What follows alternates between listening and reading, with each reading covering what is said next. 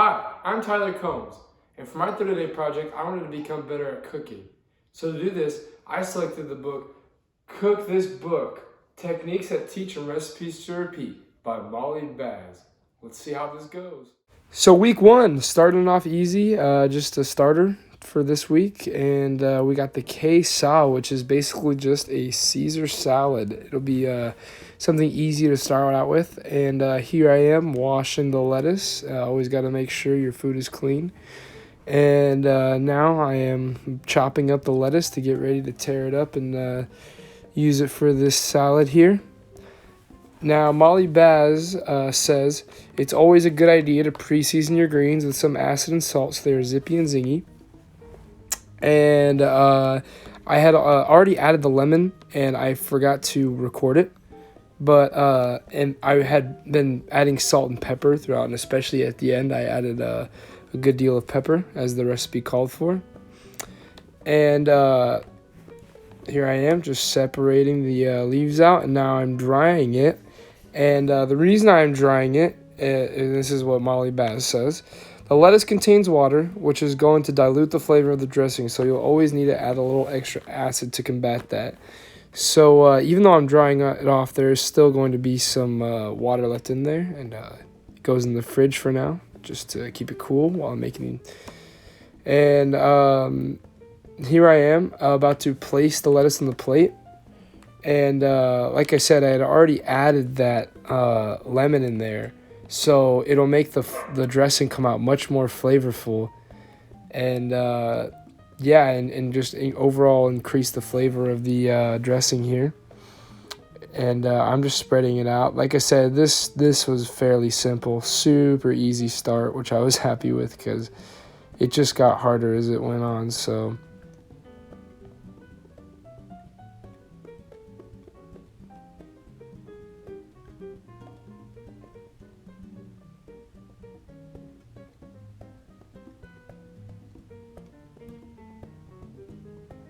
And now I'm adding the Parmesan cheese as the recipe calls for. And I'm about to do a little bit more of that seasoning here by adding some pepper. So we get the automatic pepper cracker. And now that's the dressing we're going to be using. It did call to make your own dressing, but I figured I'd cut a few corners by using that. And the last step here was to just add some croutons. And after that, the salad will basically be complete. And here's the finished product. I felt pretty good after week one. It was pretty easy. It was just a salad. But using a new technique such as pre-seasoning it beforehand helped a lot with the flavor, as well as adding acidic flavors such as the lemons really helped bring out the flavor of the dressing as well, and overall created a better salad. So week two, we decided to go with an entree for week two, stepping it up a little bit. We got strip steaks au poivre, which is actually a French sauce on the strip steaks here. Here I am getting the skillet ready for the steaks. This week was a lot more difficult, but it was much more delicious.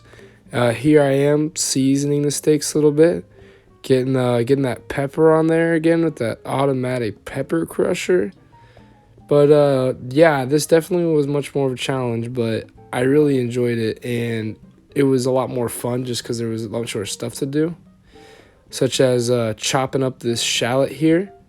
I had never chopped anything before, so I'm going a little slow, but yeah, there's just a lot more moving parts to the steak, between actually cooking the steak and making the sauce and everything, but it was a good time.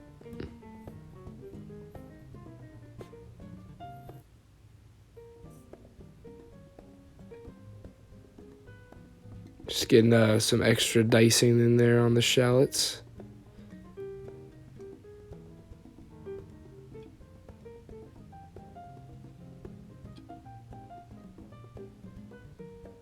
Make sure to always clean the blade and get every last piece.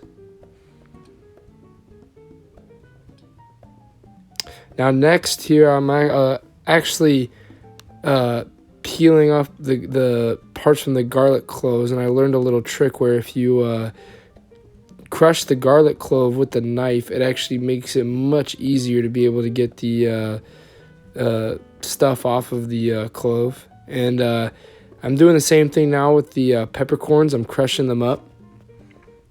They don't need to be peeled, but they do need to be crushed for the sauce. And now I'm adding the steaks to the skillet. Kind of dropped that first one and messed it up a little bit. But it was a challenge to fit all three in there, but we made it work.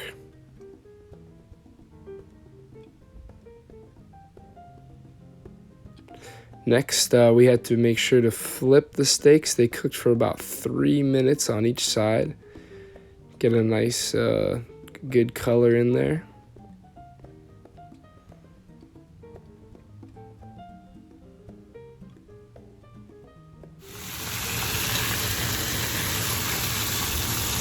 Next, we basted the steaks by adding the juices from the bottom to the top. This helps evenly distribute out the flavor. And next, we added all of the ingredients to make the sauce into the initial meat juice. And I actually found out from Molly Baz in this book that cooking the peppercorns helps bloom their flavor and infuses the butter with a peppery heat in a way that simply stirring them in afterwards does not. Here I'm adding the heavy cream. We added the meat juice to the sauce as well, and this is because Baz says the sauce will thicken and congeal as it cools down and won't feel as luxurious on your plate. So week 2 was much more challenging than week 1 due to kind of making the sauce and the steak as well. But it turned out so delicious. And adding or cooking the peppercorns rather than like adding them in afterward really helped bring out the kind of fiery flavor of them, as well as pouring the remaining juices from the steak into the sauce really helped the sauce kind of sit better on the steak and have a better texture, and it was just so delicious. But I felt pretty good after this week too, but it was much more difficult. So for week 3, I decided to make my dessert, which is a blueberry cornflake crisp. It was super good and was meant to be served with vanilla ice cream. Now, here I am. I'm using actually blueberry pie filling rather than making my own filling myself because I felt that this would make the best use of my time and for the better of the recipe. And it actually goes by Molly Baz as one of her golden rules, which is your food is only as good as your ingredients.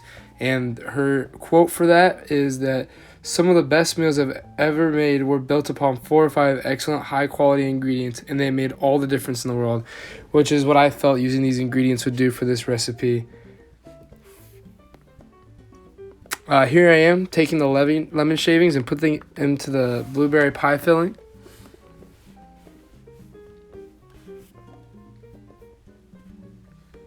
And now I'm putting into the skillet. And the lemon shavings actually made for an excellent little touch on the flavor. It was delicious.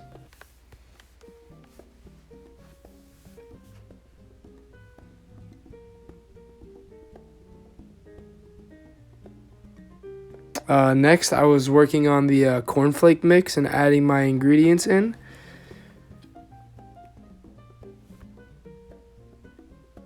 And next I had to stir them all together, mix them up good, make sure I got them all good and ready to go to be put into the skillet with the blueberry pie filling.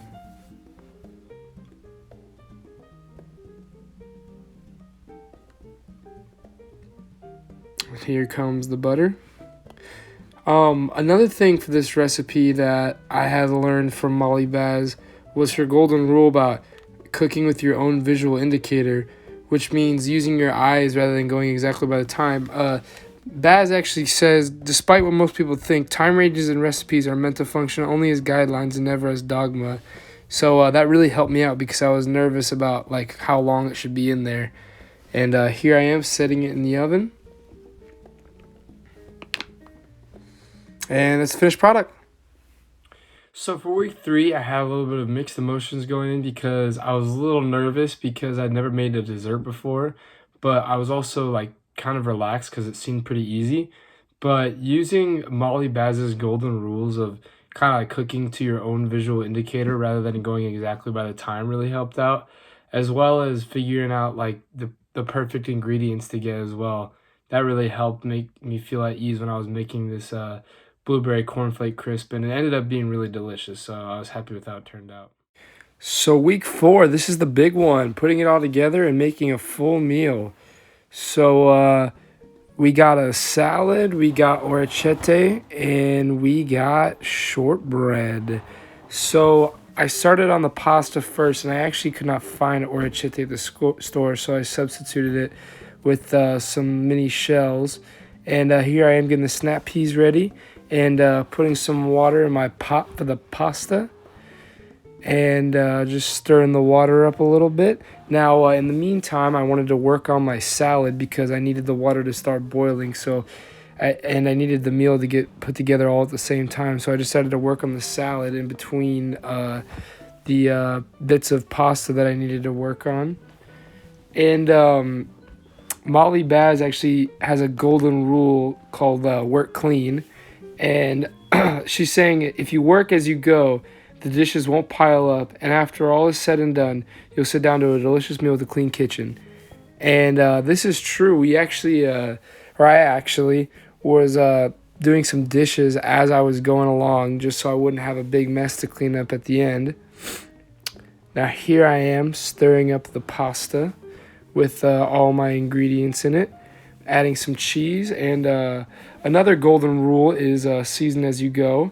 And I used this when it came to the salad, and it said adding salt to your food little by little as you cook allows you to season each individual element of a dish separately, which results in food that tastes seasoned but not salty. Now in my case, I didn't use salt, but I used pepper, but I was still making sure I was properly going about my seasoning.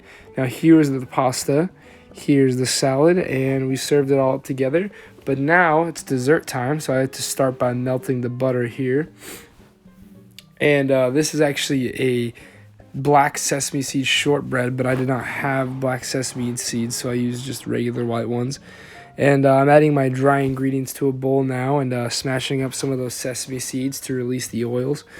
And now I'm adding some more wet ingredients to my melted butter and whisking it all together. And I'm adding it to my dry ingredients here to make sort of a dough for my shortbread. And now I'm mixing it all together and making sure that there's no flour spots left. And then I pulled it out and added it to a baking sheet and threw it into the fridge for about 30 minutes for it to all come together and cool down and everything. And next I threw it into the oven for about 30 minutes, I'd say, maybe 32. I just made sure it looked good when it came out. Now, my dough, I don't think turned out too well, and this is the final product. So finally for week 4, I put it all together, and I had made a full meal, and it was definitely my most challenging yet because of all the different moving parts, like trying to balance making everything in a timely manner to be served. But using all my techniques I had learned so far, it made it much more easy, and I felt like more at ease doing it. And using Molly Baz's rule of working clean really helped relieve the stress of having to do a lot of those dishes afterward, because my kitchen had been mostly clean throughout the process by following that rule. So yeah, it was a success, and I definitely felt the growth throughout the 4 weeks. So overall, I felt really good about this experience, and I really did think it helped me grow in the area of cooking. And I'm glad that I did it, because now going off on my own next year, I'll have more skills in the cooking world that'll help me for not only next year, but for the rest of my life. Thank you for watching.